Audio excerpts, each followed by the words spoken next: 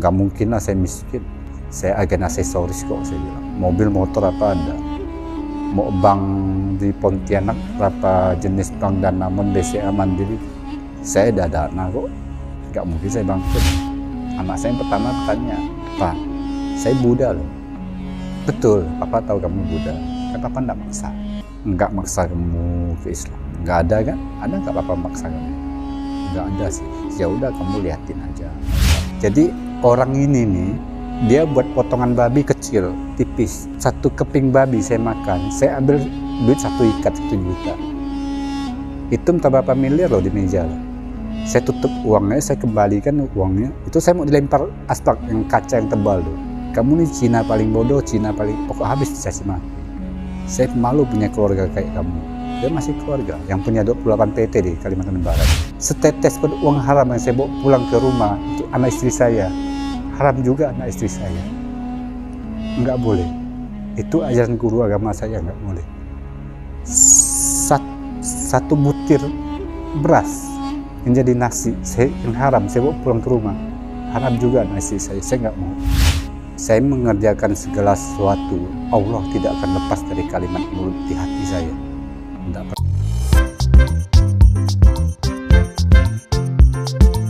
Assalamualaikum warahmatullahi wabarakatuh. Ketemu lagi di channel Adama Entertainment, channelnya tentang video Islam dan juga kisah mu'alaf. Sebelum mulai, jangan lupa untuk like dan juga subscribe ya. Tanpa panjang lebar, ayo kita saksikan. Assalamualaikum warahmatullahi wabarakatuh. Hari ini saya dikasih Quran sama channel Laskar 7 Langit. Kami bisa untuk mu'alaf. Sekarang kita punya mu'alaf tuh yang nenek-nenek tuh kan tidak nampak yang terlalu kecil seperti ini. Yang bisa ya, kalau ini mantap juga yang besar nih. Ini tulisannya besar-besar, bisa lihat. Jadi saya sangat perlukan Quran yang besar seperti ini. Kalau Quran yang terlalu kecil itu tidak bisa melihat. Apalagi kalau tidak ada arti, lebih susah kan juga. Kalau ini sama artinya. Ya semoga ada orang baik, donatur yang baik bisa membantu untuk Quran ini. Dapat Iqra juga dari Laskar 7 Langit. Ini Iqra tuh sangat kami membutuhkan, bagus sekali Iqra-nya, putih. Biasa saya beli, tapi layar yang ini hitam. Kalau ini putih, ini sangat bagus untuk anak-anak yang baru masuk Islam. Ya, terima kasih donaturnya, semoga sehat selalu, rezekinya bertambah. Kalau kita sumbangkan rezeki sedikit bertambah 2 kali lipat. Semoga yang menyumbang Iqra ini diberi kesehatan, utama sehat lah ya. Dan semoga bisa pergi umroh, pergi haji, naik surga. Banyak terima kasih, alhamdulillah. Innallazina kafaru sawaun alaihim a'anjaltahum am lam tunzilhum la yu'minun.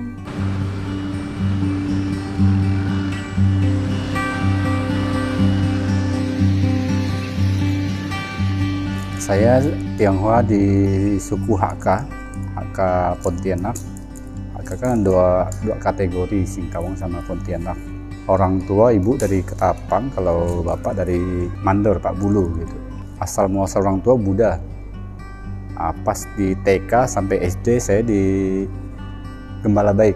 Waktu itu saya pakai nama awal Chong Acung karena ikut marganya ibu. Kalau marga saya sebenarnya marga Bong. Panggilan sehari-hari sih dipanggil Acan. Udah lama perjalanan saya pun sambil merantau di Jakarta 5 tahun. Sendirian. Modal nekat. Mungkin karena saya ini entah ke bandel atau apa, saya nggak paham. Saya hobinya balap liar, termasuk mekanik juga. Jadi pas kecelakaan yang terparah itu nginap di rumah sakit Sunter. Dinyatakan kaki, tangan, dua-duanya udah patah. Diperban tuh tinggal 2 mata aja yang nggak diperban. Ketahuan orang tua, kakek kan ahli pengobatan herbal gitu, sama ahli kungfu gitu. Jadi saya ini diculik dari rumah sakit, keluar, dibuka perban, ketahuan dokter, dibuat surat pernyataan, Nanti kalau kejadian apa-apa dengan pasien, kami pihak rumah sakit tidak bertanggung jawab. Lepas itu diobati sama kakek. Jadi kaki, tangan 2 utuh, bagus, normal. Yang kaki kanan ini termasuk normal, yang hampir patah itu sebenarnya yang kiri. Jadi dipatahkan sekali. Memang dipatahkan sengaja, jadi diobati langsung. Selesai diobati, masih Jakarta, udah bisa agak berdiri, lanjut pengobatan di Pontianak. Karena panjang pendek sebelah, disuruh tiap hari pagi loncat sampailah normal.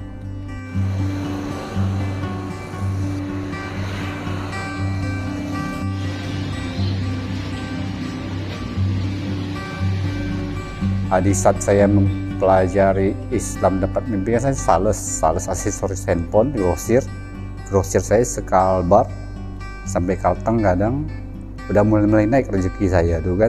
Ada satu malam tuh dapat mimpi ketemu para wali. Sebelum saya mimpi ketemu para wali, saya udah pernah mimpi ketemu Dewi Kwan Im. Tangan saya digandeng Dewi Kwan Im, ketemu Buddha. Cuman ditunjukkan, nah ini Buddha, dia bilang. Saya lihat aja gitu. Oh iyalah, saya bilang. Selang ada beberapa bulan saya mimpi para wali berjalan di satu kayak mau hutan, bukan hutan, kayak gurun gitu, ada pasir. Cuman pohonnya tuh rapi. Ada satu musola dari kayu. Di dalamnya tuh pas saya lewat itu sebagian lagi sholat. Di samping musola itu ada kursi panjang dari kayu. Pas saya tungguin salah satu selesai sholat, saya minta izin, Pak, saya numpang istirahat, dari capek. Boleh, silahkan duduk aja, dia bilang. Kamu suka gak dengan Islam? Ya saya suka, saya bilang. Siap gak kamu masuk Islam? Tapi saya mau pelajari dulu, saya bilang. Ya udah, kamu pelajari dulu, dia bilang. Ini buat kamu simpan baik-baik. Dikasih koin 7 Yasin. Saya bilang, ini buat apa, Pak? Simpan aja, nanti kamu akan tahu.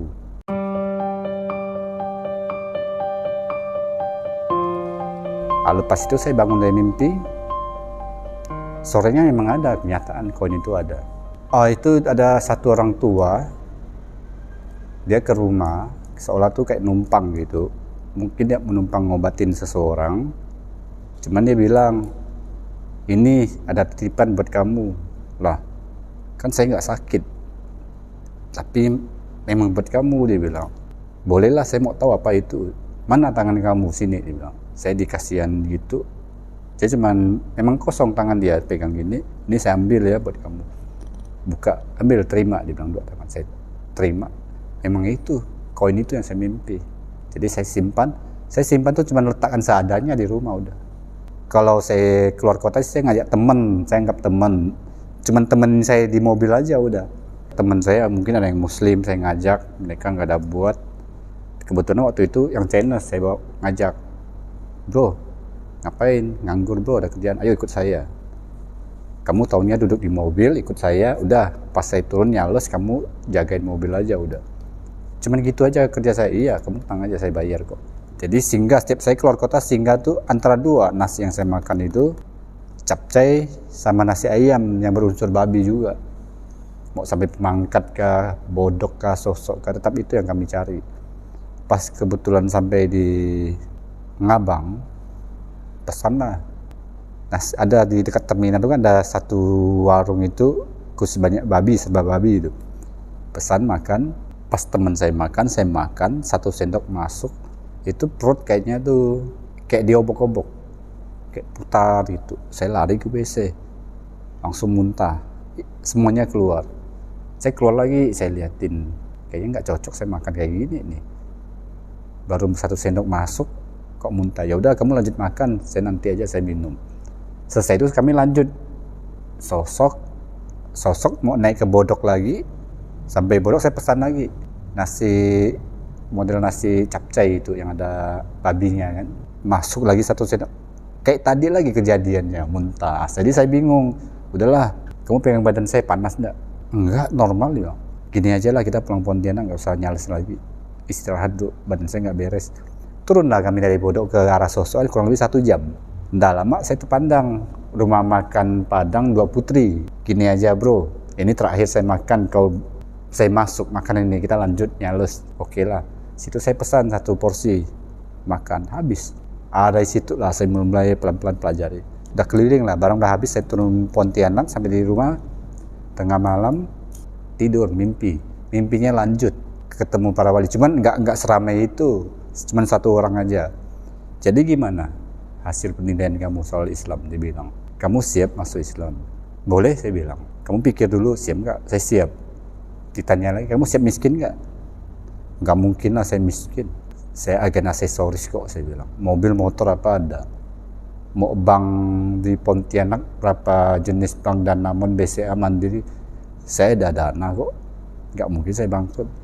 Sebab seorang mualaf tuh dinolkan lagi. Saya siap. Yakin kamu siap? Perjanjian dulu, salaman. Oke, saya siap. Mulai sekarang kamu pelajari Islamnya. Oke, siap.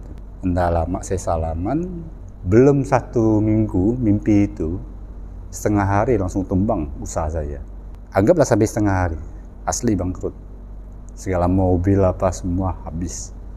Itu saya termenung kan, mikir, kok kayak gini ya? Padahal saya baru pelajari nih, belum menyatakan saya ini mualaf, belum. Aneh, saya bilang. Ya udahlah, jalani aja seterusnya. Lihat sampai di mana? Sebab saya ini tipe orangnya suka tantangan. Saya mau cari tahu apa sih sebenarnya ada di Islam. Saya pelajari. Jadi saya pelajari Islam itu selama 8 tahun. Sering banyak teman-teman dari pegawai negeri datang. Bang, kalau mau mualaf kasih tahu saya ya. Pokok semua saya lengkapkan. Ingat, dibilang. Oke bang, saya belum waktunya bang. Nanti saya mau mualaf, saya kasih kabar.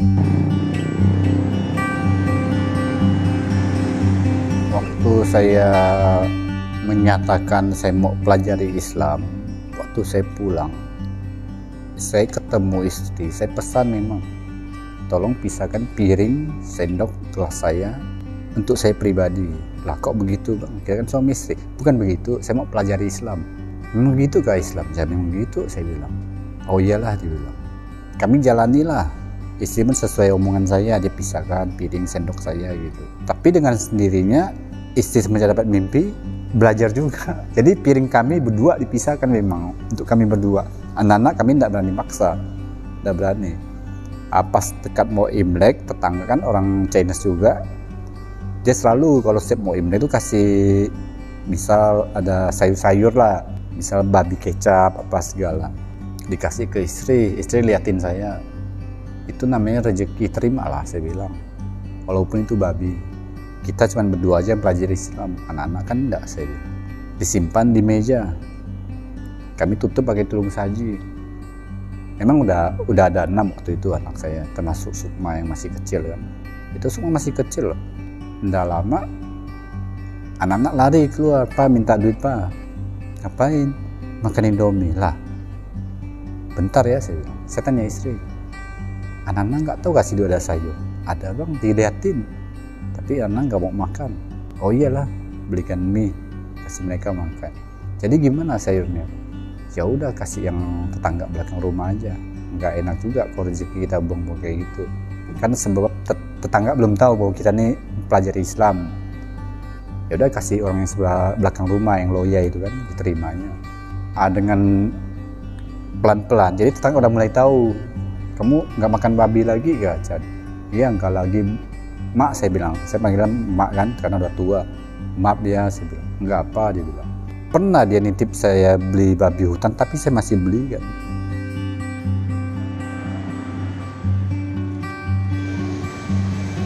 Pas tahun yang ke-8,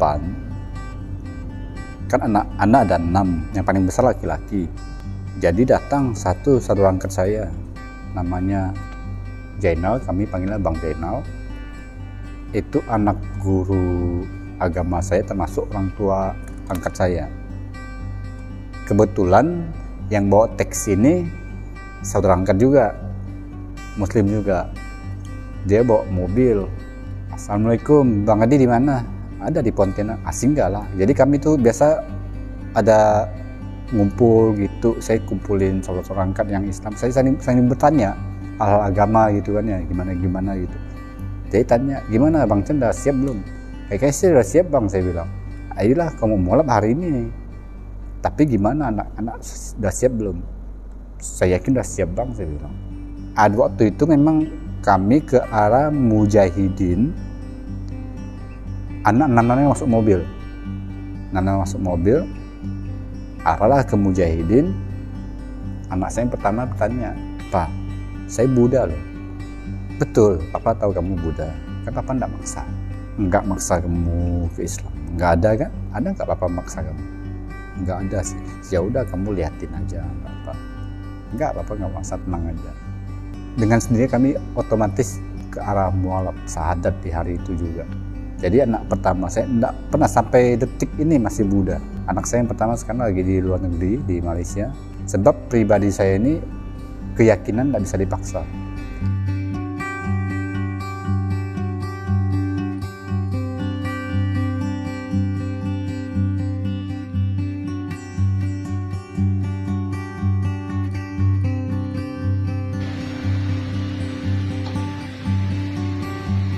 Kalau nomor 2 perempuan masuk Islam, mualaf. 3, 4 itu laki-laki, mualaf juga di hari itu. 5 sama 6 mualaf juga. Inna a'tainakal kautsar fasholli lirabbika wanhar inna syani'aka huwal abtar.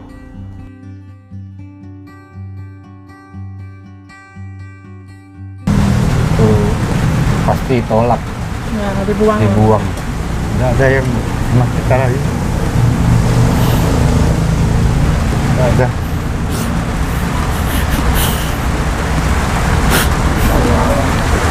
Tapi bagi saya mereka tetap adik-adik saya. Dia buang saya wajar lah. Mungkin hak dia punya hak kan, hak mereka. Tapi setiap kalau ada masalah mungkin saya turun gitu. Saya jalan depan gitu. Mungkin di saat sebagian keluarga besar saya tahu nih saya ini udah Islam, kami dibuang segala penjuru. Mau pihak dari istri kah, pihak dari pribadi saya kah, saudara kandung saya, mereka udah mulai buang, nggak terima. Bahkan ada yang nggak mau mengakui sebagai abang, adik kandung yang ada di Australia. Cuman kalimat saya cuma satu, kalau kamu tidak mau menganggap saya sebagai abang, itu hak kamu. Tapi ingat satu hal, kamu tetap adik saya, itu aja. Sampai detik ini, setelah meninggalnya almarhumah istri saya, jadi pihak mertua ini selalu hasut. Kemarin terakhir saya ke Kaltim, kena hasut, segala uang yang saya kirim, gaji saya yang kirim untuk anak-anak, enggak ke anak-anak. Mertua nggak ajari istri saya ke dukun. Dan saya bukan buka aib, ke dukun. Waktu itu anak-anak nggak berani cerita, takut. Makanya anak-anak saya yang mulai bercerita ini di saat istri udah meninggal. Berceritalah satu-satu. Sebenarnya kalau istri saya itu bagus orangnya, cuman dia kena hasut aja dari pihak mertua saya. Setelah meninggalnya istri saya itu, saya perhatikan anak nomor 2 yang perempuan di atas nama Cindy ini kasar dengan saya. Saya mau tanya, kamu begitu sebab kamu apa? Saya mau tahu, saya bilang. Diam dia, masuk kamar. Nggak lama saya tanya lagi, besok begitu lagi dia. Dari istri saya meninggal, istri saya, anak nomor 2 saya disering lewat WA, ditelepon sama neneknya mertua saya nih. Jadi berkunjunglah dia ke sana. Kadang mau diajak adik-adiknya, saya tahan, nggak boleh, saya bilang. Cukup kamu aja. Jadi pergilah dia, kadang nginap di sana 2 malam, 3 malam. Enggak lama dia menyatakan murtad ke adik-adik dia semua. Kakak sekarang udah ke Kristen loh, dia bilang, udah murtad. Jadi adik-adiknya kasih tahu saya, Pak Cici udah murtad. Ya mau gimana lagi? Papa enggak marah apa sebab? Pertama dia kaki, tangan udah kuat. Kan begitu. Kalau kita kasih masukan, mungkin hal yang dia tidak senang, dia bisa berbalas. Jadi satu kalimat kita kasih tahu hal yang bagus menurut kita, dia bisa balas kita hal yang bagus menurut dia gitu. Ya udah, lebih baik jangan dilanjutkan. Kamu merasa kamu benar, ya udah benarlah menurut kamu. Cuman saya pesan cuma satu ke mereka, termasuk anak saya yang laki-laki yang Buddha. Pelajarilah agama sedalam mungkin, sedalam-dalamnya. Jadi jangan tahu di luarnya aja. Contoh kalau Kristen maupun Katolik atau Protestan atau gimana ya. Perjanjian lama boleh kalian pelajari, jangan kalian taunya perjanjian baru.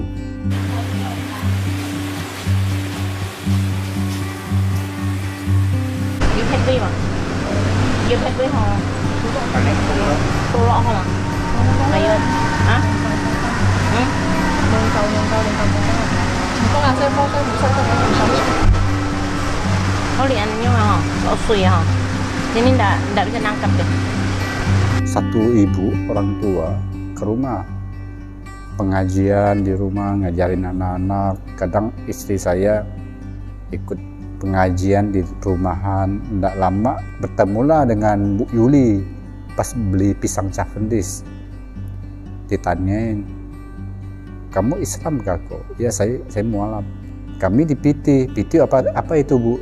Persaudaraan Islam Tionghoa Indonesia. Jadi saya kesini ya, gabung ya, boleh. Di situ mulai istri gabung ikut pengajian PT yang di Jeruju itu. Kita udah senang kayak itu, termasuk anak-anak saya. Sampai detik ini anak saya yang kecil itu ikut pengajian di masjid terdekat. Jadi kondisi saya kan, saya sendiri yang ngurus anak, termasuk saya cari rezeki. Jadi pandai-pandai saya lah ngatur mereka. Ini ikut pengajian, nanti saya jemput, papa jemput. Nah, kamu yang merasa kakak atau abang lebih paham agama, kalau adik kamu perlu ada PR apa, bantulah saya.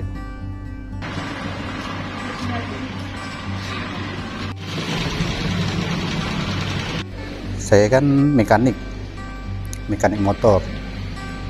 Kadang mobil saya perbaiki juga. Kelebihan di pribadi saya itu otodidak. Apapun yang manusia bongkar, kalau saya lihat sekali, mungkin saya paham. Pesawat aja belum pernah saya bongkar. Mau alat berat apa udah pernah saya bongkar. Cuman keahlian saya fokus ke motor. Jadi sambilan sekarang nih, berhubung saya keadaan begini, ini memang asli entah nol yang keberapa kali saya nggak tahu. Yang kalau ikut secara yang saya dapat mimpi, saya di nol kan. Ini entah nol yang keberapa kali dah. Semua tabungan habis juga. Jadi ini nol, mungkin anggaplah nol yang terakhir. Saya mulai sekarang saya jualan dimsum. Jadi sebagian lapak halaman rumah saya sewakan. Rumah makan Padang sama pempek. Ini mungkin mau masuk sate lagi. Jadi saya ambil ke minuman. Mereka boleh jualan tapi saya ambil minuman. Jadi dimsum itu tetap saya jalani gitu.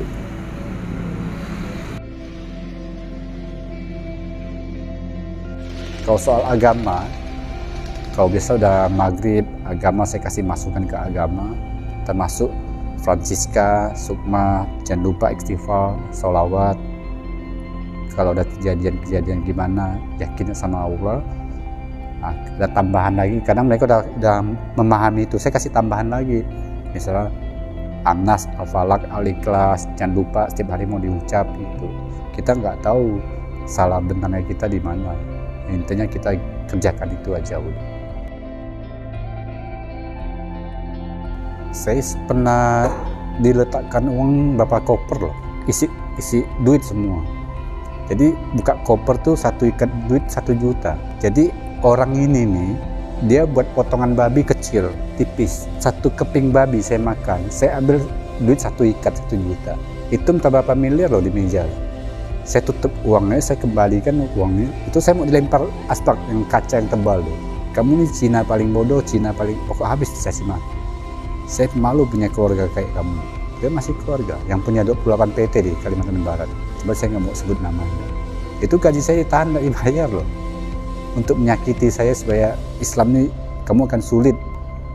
Termasuk di Kaltim terakhir saya dijanjikan dengan ada uang THR. Itu di Kaltim saya status memang driver, pengawas. Cuman saya ada tambahan loh dikasih bos, nangkap orang. Itu nangkap 1 orang bukan di satu lokasi macam di Kalimantan Timur, pedalaman daerah Melak, logging. Itu ada batu bara juga bos, ada nikel juga di Sulawesi. Itu satu pelakunya ketemu loh. Saya lacak. Jadi nyawa saya 1 minggu itu diancam sama orang. Sampai orang Kodim jagain saya di mes. Di saat saya merasa punya hasil kerja begini, saya dipercaya dengan bos. Kalau saya mau kaya, kalau di Kaltim Pak, Itu uang berapa amplop, tebal isinya Pak. Saya nggak perlu gaji bos, sekian juta saya makan duit amplop aja udah kenyang. Ngapain saya mau pakai uang gaji bos? Tapi nggak saya kerjakan. Sebab pikiran saya begini, setetes pun uang haram yang saya bawa pulang ke rumah untuk anak istri saya, haram juga anak istri saya. Nggak boleh. Itu ajaran guru agama saya, nggak boleh. Satu butir beras yang jadi nasi yang haram saya bawa pulang ke rumah, haram juga anak istri saya nggak mau. Cukuplah saya yang tahu. Nggak ada, saya kembalikan ke bos. Tapi kok bos nggak ada kirim THR saya, nggak ada. Sampai istri saya meninggal, saya kirimkan resep obat untuk tebus uang, nggak ada duit. Sampai saya jual kompresor saya, ya udah. Tapi gitulah nikmatnya hidup. Jadi nggak ada, awalnya memang kesal, tapi saya pikir balik, kamu manusia gitu kan. Saya nyakiti dia, nanti sakit di hati saya juga, terluka juga saya. Masa bos kita yang sempat bantu kita minjam duit tidak pernah bertanya, langsung kasihan duit. Sekarang gara-gara THR kita mau nyumpah dia, enggak. Kalau saya tipe pendendam Pak, pelaku yang di belakang rumah saya udah selesai, enggak mau saya. Saya dulu mantan penjahat di mana, nggak ada yang tahu. Mereka cuma tahu dikit aja.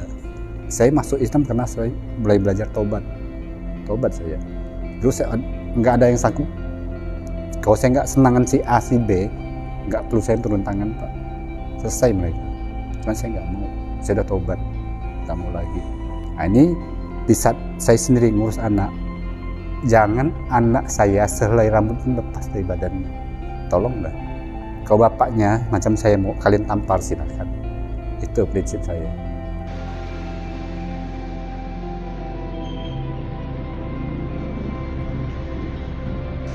Ujian paling berat di dunia ini rumah tangga paling berat. Kalau suami istri, kita ribut dengan suami istri, tengkar, janganlah ngucap istri kita yang salah, tetap kita suami yang salah. Kedua, janganlah cari kebenaran. Saya sebagai suami, saya menyatakan saya benar, istri saya enggak. Jangan. Kalau orang yang udah paham, dosa anak istri suami yang tanggung kok.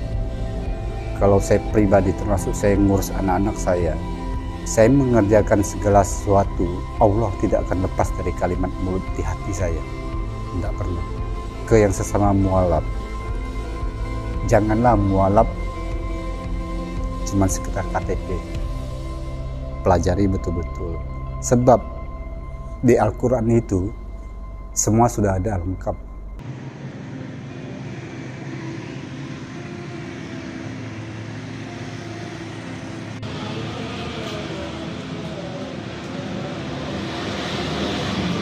Tadi saya ada usaha dimsum sama minuman, termasuk mekanik motor. Ini kebetulan saya ada tambahan usaha untuk tongkat ali celup untuk kesehatan pria dan wanita. Nah, tinggal saya proses finishing. Kalau bisa ada yang mau bantu saya untuk gimana proses izin atau gimana patenkannya, saya mau benar. Sebab ada saya bawa barangnya. Iya, ini saya proses produksi sendiri. Nah, ini kan belum finishing, ini tinggal dicelup. Ini lagi saya pesan, udah saya dapat logonya. Ini khasiatnya kalau untuk wanita keputihan, kalau untuk anak-anak panas dalam bagus, kalau untuk yang darah tinggi bagus juga, kencing manis bagus juga, sama untuk pria untuk kejantanan itu bagus juga. Ini akar tanaman yang alami, nggak ada efek samping, nggak ada. Cuman satu aja saya pesan, kalau kita ada sakit ma, jangan konsumsi. Boleh minum, cuman di saat saya makan baru minum, sebab ini pahit. Kalau ini kita buat kopi, tambah ini satu saset, kita masukkan seduh sama kopi, jadilah kopi tongkat ali. Nanti kalau finishingnya mungkin ada logo atau capnya, nanti saya mungkin kasihkan lagi fotonya. Ini masih dalam keadaan begini. Alhamdulillah udah ada yang pesan, memang ada, cuman belum sampai ke luar negeri. Kalau tahun-tahun lalu mungkin sampai ke luar negeri, cuman link saya udah hilang sampai RDC sama Hongkong yang kemarin pesan, sekarang udah hilang. Iya, kalau ilmu pengobatan sebagian saya tahu dari kakek. kakek, dan sebagian ada dari saudara angkat saya, yang bapak angkat saya, saudara anak-anaknya itu. Saya kadang kami sharing, ini apa, ini buat apa, contoh ini luka gimana atau sakit gimana, ini pakai apa. Jadi intinya begini, obat Chinese sama Bugis tidak jauh beda, sama-sama herbal. Itu sebab dan sejarahnya. Nah, sepertilah kisahnya, bagaimana kan kisahnya ini sangat menginspirasi kita bahwa kita itu sebagai umat muslim, dengan adanya video ini kita itu menjadi terinspirasi bahwa kita itu bisa lebih baik lagi untuk menjadi seorang pribadi muslim yang lebih baik lagi. Dan dengan video ini juga mungkin kalian juga yang mungkin non muslim ya, yang menyaksikan ini, kalian juga mungkin ada gambaran seperti apa bahwa agama Kristen itu tidak selalu misalnya benar ya, karena banyak juga kontradiksi di sini, bahwa agama Kristen, agama non Islam misalnya gitu ya, jika orang-orang mereka itu mualaf itu karena apa, kebanyakan itu mereka itu tahu bahwa Islam itu adalah agama yang benar, agama yang lebih masuk akal daripada agama-agama lainnya. Dari mana kita itu bisa tahu hal itu ya, karena kita mempelajari Al-Quran dan mempelajari agama Islam gitu. Kita itu harus terbuka, harus berpikir terbuka, harus maksudnya kita itu harus mencerminkan bahwa kita itu sebenarnya itu Indonesia itu emang toleransi ya, tapi ketika kita dihadapkan dengan sesuatu agama gitu ya, kita harus mengkaji, misalnya agama Kristen seperti ini, agama Hindu seperti ini, agama Islam juga seperti ini, dan membeda-beda ya, karena di Indonesia itu banyak banyak sekali agama ya, tapi kebanyakan di channel ini adalah tentang agama dari non muslim ke muslim, dikarenakan agama Islam adalah agama yang paling sempurna di dunia ini. Sampai akhir zaman pun Al-Quran itu berkata bahwa Allah itu akan menjaga Al-Quran sampai hari akhir. Nah, semoga yang menonton video ini bisa terinspirasi ya, dan semakin kuat lagi imannya, terutama agama Islam ya.